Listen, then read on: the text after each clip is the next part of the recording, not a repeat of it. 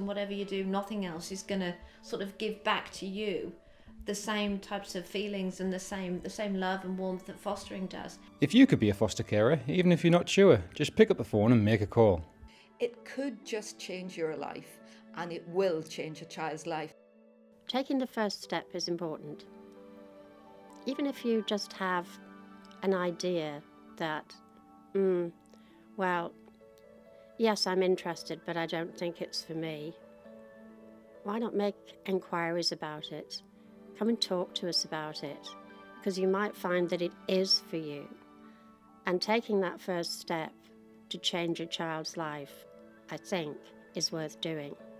What is fostering is that it's really a family offering to offer a stable, loving and caring home and environment for a child that for whatever reason isn't able to have that within their own family. There's so many different options, different age groups, or there's short-term, permanent, respite, there's almost something to fit everybody. Like I said, I start with teenagers, which I maybe had them for 3 or 4 years, and then they've either moved on to independence or supported lodgings. I mean, the young boy I've got now, he was 18 at Christmas. He's actually staying put, and he'll probably hear he's 50. He's going nowhere.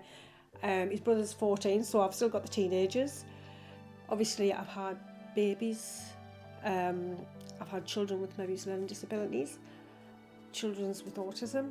But this has made me grow as a person, because it allows me to understand things a bit more. You can make an enormous difference to a child's life when you're a foster carer. You could be, for this child that you look after, the first safe base that they've ever known, and that is an enormous thing to do. If you're thinking of fostering, don't just think that it's long-term or it's short-term. There are different fostering opportunities, and we can, if you make enquiries, provide all the details of the different types of fostering. The situation we have in Durham at the moment is we have just under 800 children that we're currently looking after that are in our care. Some of those are in the care of, whilst they're not in the care of their parents, they are in the care of their own family, but we're supporting those arrangements. But a vast majority of those children are living with foster carers at present. That again it's a number that keeps rising, but also the challenge with fostering for us here in Durham is that a number of those arrangements are long term rather than short term. So whilst there are circumstances where children need to stay with foster carers for a short period of time, we have a great number of children for whom returning to the birth family isn't something that is possible for them, that would be safe for them. So in those situations we need to identify carers that really are able to open up their homes and their families for these children on a long-term basis, and really be in a position where they can very much claim them as members of their own family and support them up until they're ready to move on into independence, into adulthood. The children that we look after, they all have very different backgrounds. There's very different sets of circumstances that have led them on the journey to need to be in our care. The one consistent they all need is they need a loving, stable and consistent home, whether that's for a short period of time or a long period of time, whether that's alongside the brothers and sisters or whether that's just for them on their own. They need really they need carers, they need a family around them that's able to commit with them, that's able to support them, through all of the ups and downs. We've had various children over the years. 15 I think we've had. 15 in total. All short term, varying from 3 weeks up to 2.5 years. But then we got the sibling group that we have at the moment. And they're just fit, really, doesn't it, with the family? Yeah, they're just gorgeous children. And there was talk of them being split up because it's difficult to place 4 children altogether. So we just made the decision to take them on permanently. Yeah. I think sometimes people have the wrong perspective of teenagers. They automatically think, oh, teenagers are trouble, and they're not. Sometimes all they want is somebody to be able to understand them, communicate with them, and you have to have a great sense of humour. You have to be able to sort of laugh with them, cry with them, and just let them know that you're not here to judge them, you're here to sort of listen to them and help them, and more often than not, you're a mentor for them. You know, when we work with carers that come forward, we're very open with the fact that sometimes there are challenges that come with looking after children that have had a difficult start in life and perhaps continue to struggle with the reality of the start that they've had. But I think what we would say from our experience and working with the children as they move, you know, right the way up into adulthood, is that certainly the rewards that carers tell us they get from fostering far outweigh those challenges. The difference you can make is absolutely incredible. Come along to our information sessions and talk to our foster carers about that. They will just tell you how fantastic it is. Some of our foster carers have been foster carers for 20, 30 years. So I think that says something about the rewards of fostering. And we just love our job. And I ask myself sometimes, would I still do fostering today if I was starting out? And the answer is yes.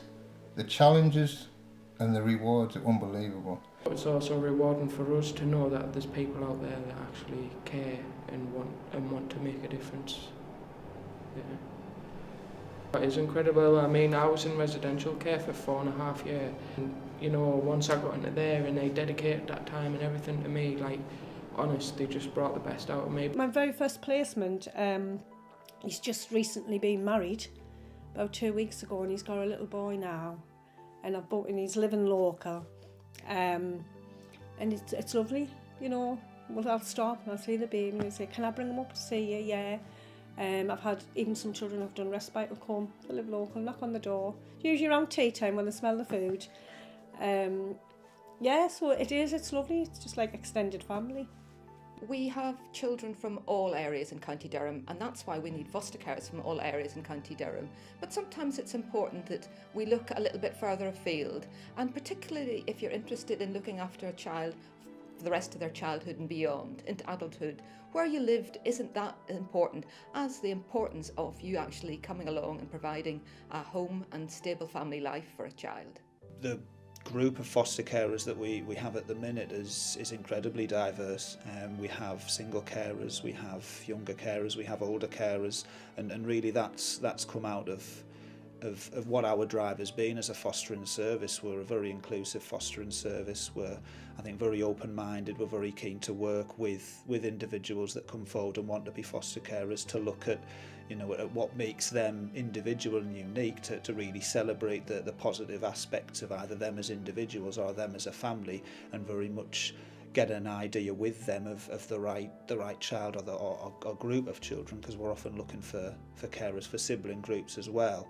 You know, what's best for them and what works best for their family situation. There is a process, and one of the things that happens if you're interested in becoming a foster carer and put in an application form, you're invited to what's called a preparation course, and that is a group of people like yourselves that want to become foster carers, and that course will tell you all about it, why children come into care, the legality of it, who else you will meet, because you open your home to one child, but actually there's like a busload of other people that come along, professionals who are there to help you. We looked into a lot of agencies and we looked into a couple of local councils, and Durham had the best sort of background reports on working for them.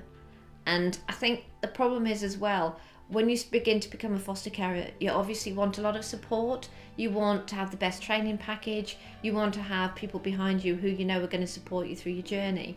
And when we looked sort of at the records and we spoke to a couple of people at Durham, we found that they were the best ones for us to go with, definitely.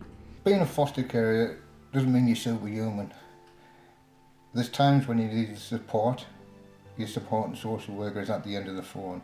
And if they're not there, there's always somebody to talk to.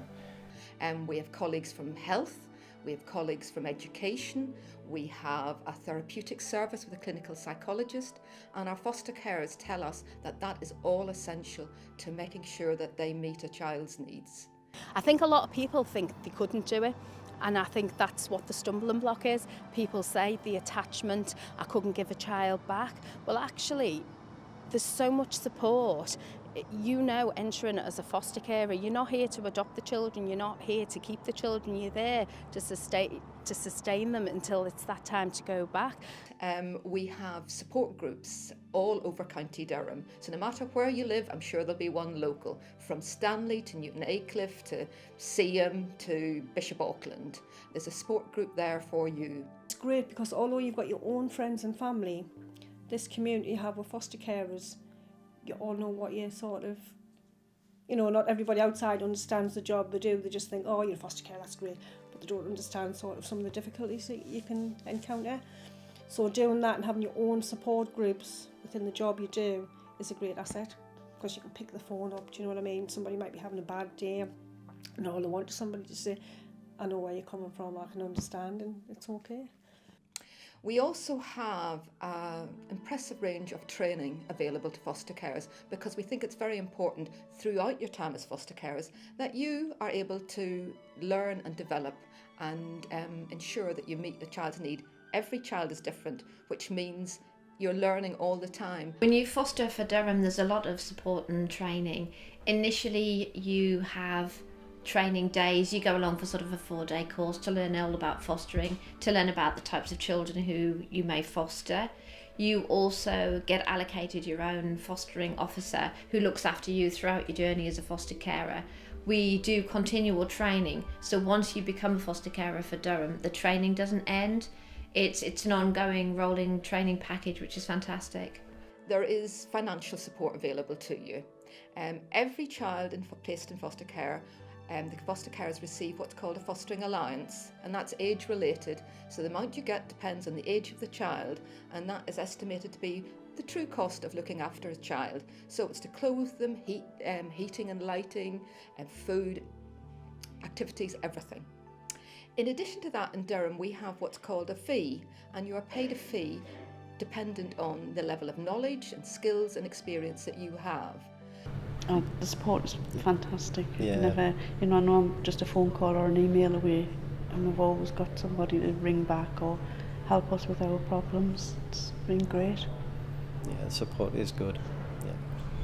So we do need more foster carers, and I'm hoping that people will come forward and ask about it, ask questions about what it means to be a foster carer. I can tell you that I've met lots of foster carers, and they're amazing people. You could be one of those amazing people. Whatever you do, contact us and get the information that helps you to make the decision. Some people come along to our information sessions and actually they know they won't be doing it currently, but they're thinking about it in the future. That's absolutely great. You know, get the information now so that when the time is right for you, you can come to us and start the process. If there's that niggle in the back of your head where you think that you have got a bedroom, that you can't give these children just the love and support, then I think you should come to one of the open days and inquire or pick up the telephone. There's quite a few ways that people can contact us, because we think it's very important that there is a choice. So you can pick up the phone and ring us, or you could send us an email or go on our website, or the other thing that you can do is to come along to an information session, which is a fantastic opportunity for you to meet staff and also our foster carers, and you can find out really what fostering is like in County Durham.